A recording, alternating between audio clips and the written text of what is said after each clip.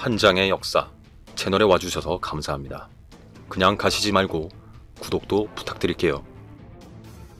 임진왜란의 수많은 전투 중 거북선이 처음으로 실전에 투입되었던 사천해전에서 승리를 거둔 이순신은 이틀 뒤에 당포를 향해 출전했습니다. 적의 동태를 살피던 탐망선의 척후병이 당포에서 일본군의 함선들을 발견했다는 첩보를 듣고 이순신이 출전한 것입니다. 당포는 현재 통영시 산양읍 삼덕리에 소재했던 포구입니다. 출전하는 이순신 함대에는 경상 우수영의 원균도 포함되어 있었습니다. 이순신의 전라 좌수영 함선 23척과 원균의 경상 우수영 함선 3척의 함선이 연합한 함대였습니다. 다행히도 이 당포 해전에선 원균의 활약상에 대한 기록은 없습니다.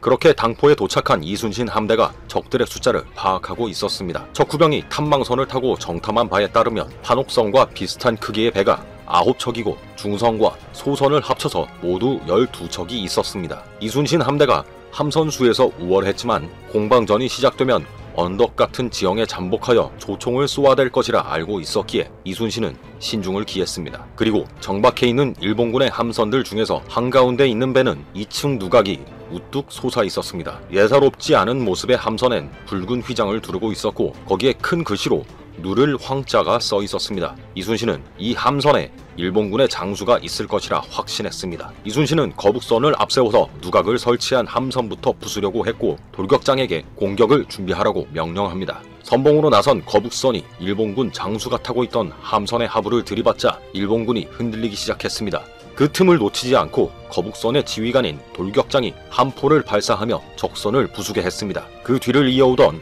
판옥선들도 일제히 공격을 개시했습니다. 이순신은 궁수들에게 적 함선의 병사들을 향해 활을 쏘라고 명령합니다. 그리고 일본군의 함선엔 비단옷을 입고 머리에 금관을 썼으며 황금 부채를 손에 들고 병사를 지휘하고 있는 장수가 있었습니다. 이순신은 적선으로 가서 일본군 장수의 목을 베어 오라고 명령합니다. 화려한 차림새로 함선에서 병사를 지휘하던 일본군 장수는 궁수들의 활에 맞아 이미 거꾸러져 있었습니다. 이에 나머지 적장들은 겁이 나서 도망치고 있었고 조선 수군의 탄환과 화살에 맞아 거꾸러진 일본군이 사방에 널브러졌습니다. 그렇게 일본군의 함선들은 모두 불타버렸고 치열하게 전개되던 당포 해전 역시 조선 수군이 승기를 가져왔습니다. 이미 사천해전에서 그 위용을 과시한 바 있는 거북선이 이번 전투에서도 전술에 맞게 활용되었습니다. 거북선이 선봉으로 진격하여 적군의 선단을 돌파하며 교란하면 그 뒤에 판옥선이 나서서 공세를 펼치는 전술이었습니다. 마치 주연인 판옥선이 들어가 집중 공세를 하게 하도록 거북선이 적진을 뒤흔들어 놓으면서 판을 만들어주는 강력한 조연의 모습으로 보이기도 합니다.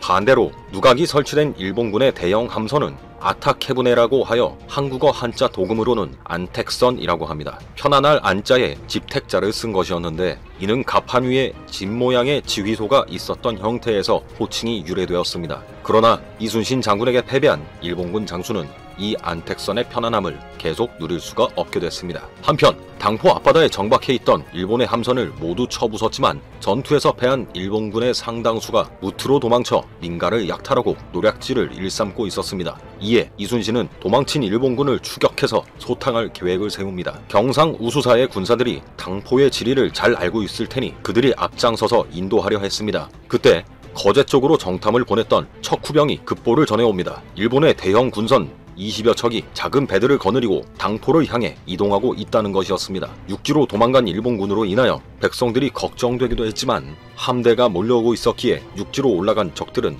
포기하게 됩니다. 지형이 협소한 당포에서 조선 수군이 의도하는 전술대로 싸우기 어렵다고 판단한 이순신은 일본군을 바다 쪽으로 끌어내기로 합니다. 조선 수군이 일본 함선들을 해안 쪽으로 가지 못하게 차단하면서 바다 쪽으로 몰아붙여 섬멸하려는 전략이었을 것입니다. 그러나 거제 쪽에서 당포로 오던 일본군은 조선 수군을 발견하고 모두 도망치고 맙니다. 이미 날이 어두워져 적을 추격해도 물리치기 힘들 것이니 함선을 정박해 두기로 결단을 내리며 당포 해전이 마무리됩니다.